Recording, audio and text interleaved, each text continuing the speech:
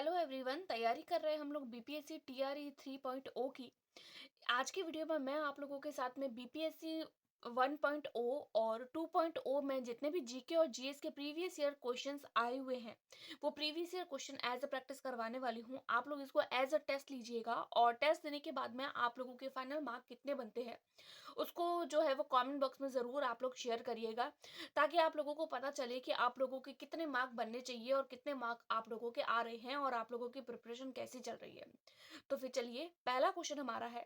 देखिए, आज की वीडियो देखने से पहले मैंने इससे पहले एक और प्रीवियस ईयर क्वेश्चंस की वीडियो शेयर करी है। आप लोग उसको भी एक बार ज़रूर चेकआउट करिएगा, आप लोग उससे भी ज़रूर टेस्ट दीजिएगा और आज का टेस्ट भी आप लोग जरूर दीजिएगा। देखिए, हम लोग कोई डिटेल में डिस्कस नहीं करेंगे क्योंकि फैक्चुअल क्वेश्चन होते हैं। जीके जीएस में जो है वो फैक्चुअल क्वेश्चन पूछे जाते हैं। क्वेश्चन पढ़ूंगी, आंसर ऑप्शंस पढ़ेंगे और डायरेक्ट आंसर करेंगे। पहला क्वेश्चन हमारे पास में है 48 नंबर क्वेश्चन। प्रिज्म से गुजरने पर सबसे अधिक अपवर्तित होने वाला रंगीन प्रकाश कौन सा है?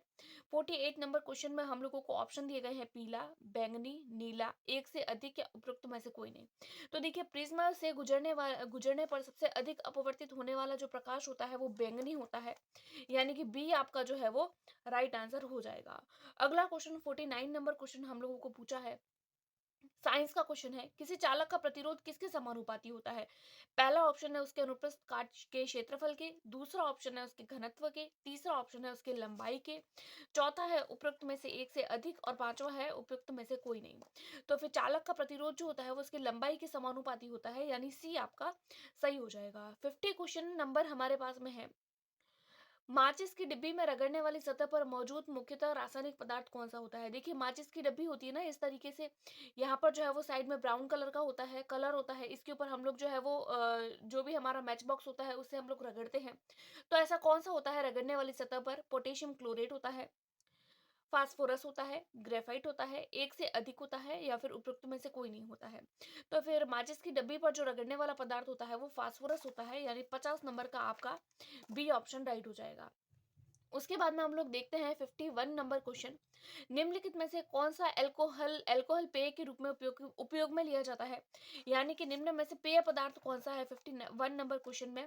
पहला ऑप्शन है मेथनॉल, दूसरा है हेक्सेनॉल, तीसरा है एथेनॉल। तो हमको पता है अल्कोहल जो होता है वो एथेनॉल से रिलेटेड होता है, एथेनॉल या अल्कोहल होता है, इसीलिए सी ऑप्शन राइट है। अगला क्वेश्चन हम लोग देखते हैं, किसी ईंधन की दक्षता डैश के संदर्भ में व्यक्त की जाती है? यानी कि किसी भी ईंधन की दक्षता जो होती है वो किसके रूप में मापी जाती है? उसके घनत्व के, उसके कैलोरी मान के, उसकी मात्रा के, उपयुक्त में से एक से अधिक या फिर उपयुक्त में से कोई नहीं। तो आपको पता होगा, ईंधन की दक्षता जो होती है वो उसके कैलोरी मान से मापी जाती है, यानी 52 का बी ऑप्शन।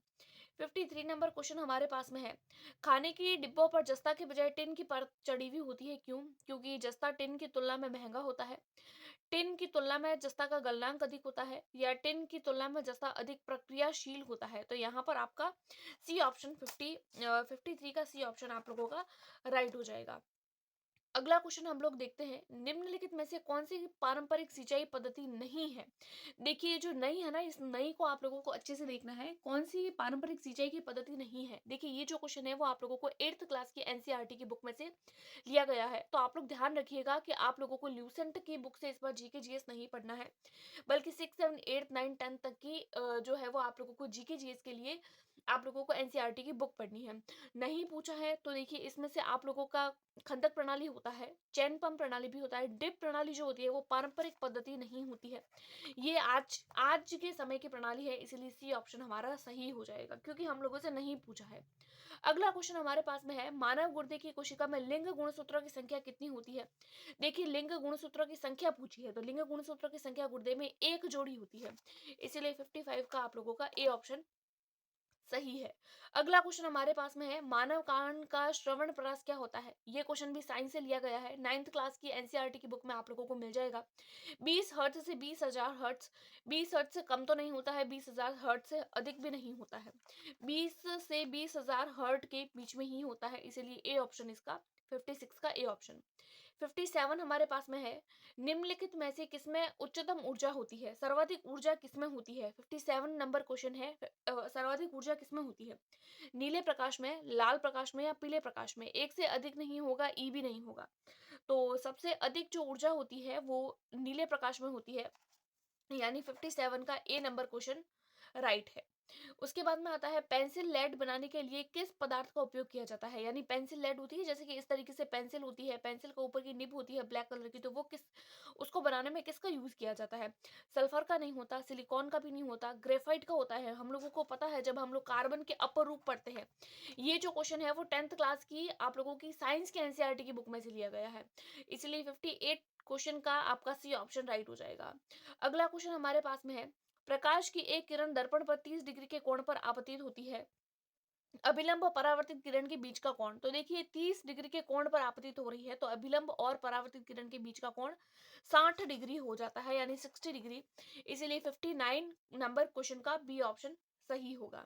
अगला क्वेश्चन है, आहार नली की दीवारों के संकुचन और विस्तार की गति क्या कहलाती है। सबसे सरल क्वेश्चन, अगर 5th क्लास के बच्चे को पूछे तो वो भी बता दे। आहार नाल की दीवारों के संकुचन और विस्तारण की गति स्थानांतरण नहीं होती है, वाष्पोत्सर्जन तो वैसे भी मानवों में नहीं होता है, पादपों में होता है, तो क्रमाकुंचन बोलते हैं आहार नाल के अंदर जो संकुचन होता है। इसलिए 60 का आप लोगों का सी ऑप्शन सही होगा। उसके बाद में नेक्स्ट क्वेश्चन है 61 नंबर क्वेश्चन, मस्तिष्क में कौन सा भाग रक्तचाप को नियंत्रित करता है। पहला है रीढ़ की हड्डी, खोपड़ी, हाइपोथैलेमस। तो देखिए रीढ़ की हड्डी कभी भी रक्तचाप को नियंत्रित नहीं करती है, इसलिए ए ऑप्शन तो नहीं होगा। कॉर्ड फिर से वही रीढ़ की हड्डी होगी, इसलिए आप लोगों का बी भी नहीं होगा। तीसरा ऑप्शन बचा है सी, पॉन्स, मेडुला और सेरिबेलम, यानी कि 61 का आप लोगों का सी ऑप्शन सही होगा। अगला क्वेश्चन हमारे पास में है, निम्नलिखित में से कौन सा सबसे कम घर्षण उत्पन्न करता है। तो ये तो एकदम जो है वो इजी क्वेश्चन है, और ये आप लोगों को 8th क्लास की एनसीईआरटी साथ साथ में 7th क्लास की जो साइंस की एनसीईआरटी की बुक है उसमें देखने को मिलेगा। ये क्वेश्चन आप लोगों का 62 नंबर क्वेश्चन है कि सबसे कम घर्षण, तो सबसे कम घर्षण जो होता है वो फिसलन घर्षण में नहीं होता है, स्थैतिक घर्षण में भी नहीं होता है, बल्कि रोलिंग घर्षण में होता है। इसलिए 62 नंबर क्वेश्चन का आंसर जो होगा वो बी होगा। उसके बाद में आप लोगों का जीके का क्वेश्चन है, नाबार्ड के अध्यक्ष। देखिए ये जो अध्यक्ष वगैरह होते हैं ये बहुत इंपॉर्टेंट है, वेरी वेरी इंपॉर्टेंट है, इसको थोड़ा अच्छे से ध्यान रखिएगा। नाबार्ड के अध्यक्ष के सीतारमन है। इसको, ये तो फैक्चुअल क्वेश्चन है, याद करने लायक है, तो इसमें कुछ भी समझने जैसा नहीं है। भवेश गुप्ता नहीं है, साजी केवी भी नहीं है, के सीतारमन। तो 63 का आप लोगों का ए ऑप्शन।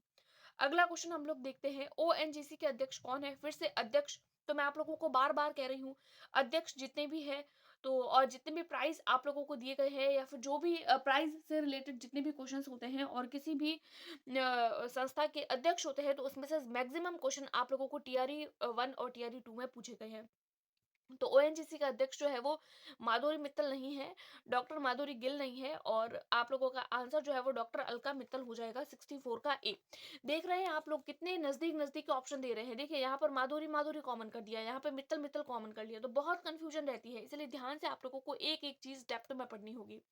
आगे आता है, इटली के प्रधानमंत्री कौन है। तो ये तो सिंपल ही है, जॉर्जिया मेलोनी इटली के प्रधानमंत्री है, इसमें तो कुछ भी समझने जैसा नहीं है, या इसमें कोई भी नेम नहीं कह सकते कि ये एनसीईआरटी से लिया गया है, करंट अफेयर्स का क्वेश्चन है।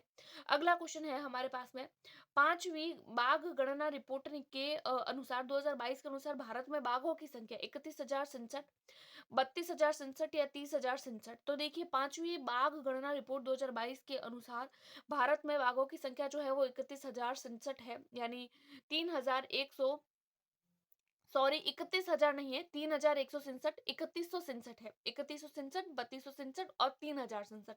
आपका सही आंसर होगा 3,167, यानी कि 66 का आप लोगों का ए ऑप्शन सही होगा। अगला क्वेश्चन हमारे पास में है, 2022 की घटना बिपरजॉय क्या है। बिपरजॉय जो है वो मध्य अक्षांशीय चक्रवात नहीं है, समुद्री तूफान भी नहीं है, ये एक तरीके का उष्णकटिबंधीय चक्रवात है। तो 60, तो देख रहे हैं आप लोग कितना जो है वो एकदम नजदीक से आप लोगों का जो है वो करंट अफेयर पूछा जा रहा है, जो हाल फिलहाल में चल रहा है करंट अफेयर में वही पूछा जा रहा है। तो 67 का जो है वो आप लोगों का सी ऑप्शन हो जाएगा।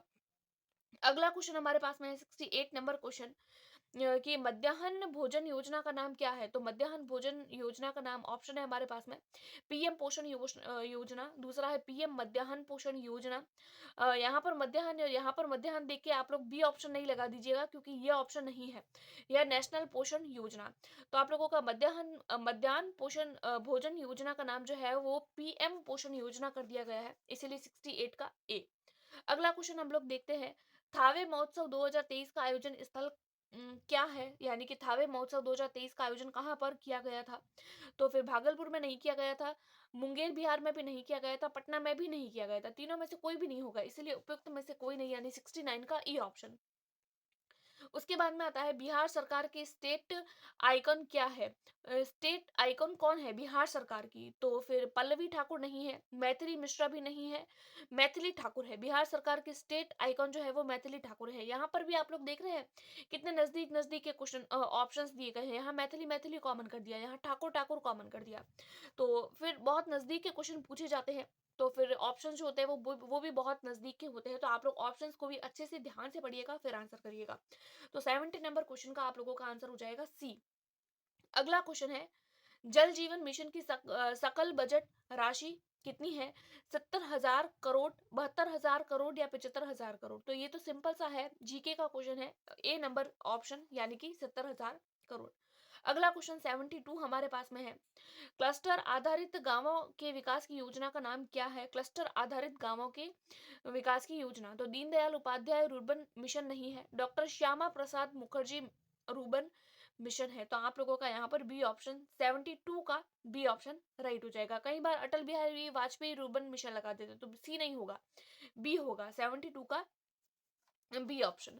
अगला क्वेश्चन हम लोग देखते हैं, the Chipko movement a people history नामक पुस्तक के लेखक कौन है? तो देखिए आप लोग देख रहे हैं लेखक भी कितने इंपॉर्टेंट है, लेखक भी आप लोगों से पूछे गए हैं। तो दो चिपको मूवमेंट ए पीपल हिस्ट्री नामक पुस्तक के लेखक शेखर पाठक है, या शेखर जोशी है, या शेखर पांडे है? आप लोग फिर से देख सकते हैं, फिर से कितने नजदीक नजदीक के ऑप्शन दिए गए हैं, शेखर शेखर शेखर। अब आप लोगों को इनके पीछे का ऑप्शन देखना होगा।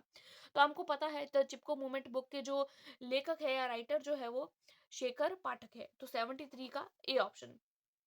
अगला क्वेश्चन हमारे पास में है, विश्व ब्रेल लिपि दिवस, अगेन से याद करने वाला क्वेश्चन। ब्रेल लिपि दिवस 9 जनवरी नहीं होगा, 8 जनवरी नहीं होगा, बल्कि 4 जनवरी को मनाया जाता है, इसलिए 74 का सी ऑप्शन, 4 जनवरी।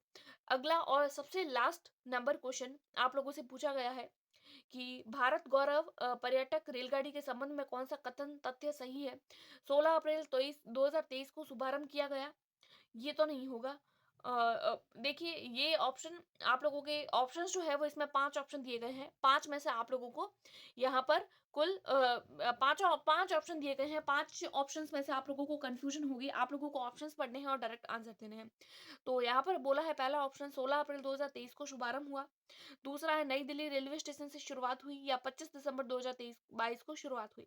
तो यहाँ पर आप लोगों का डी ऑप्शन राइट हो जाएगा, क्योंकि यहाँ पर 2 से ज्यादा ऑप्शन आप लोगों के राइट है। आई होप आप लोगों की वीडियो पसंद आई होगी। आज की वीडियो में हम लोगों ने लगभग 28 से 30 के आसपास क्वेश्चंस किए हैं। जितने मार्क आप लोगों के बन रहे हैं इस टेस्ट में, एज अ टेस्ट इसको लीजिएगा और मार्क जरूर बताइएगा टेस्ट देने के बाद में। और भी मैं आप लोगों के साथ में PYQ की वीडियोस जो है वो शेयर करूंगी। अगर आप लोगों को वीडियो पसंद आ रही है तो चैनल को सब्सक्राइब करें, अपने दोस्तों के साथ में शेयर करें, वीडियो को लाइक करें। Thanks for watching.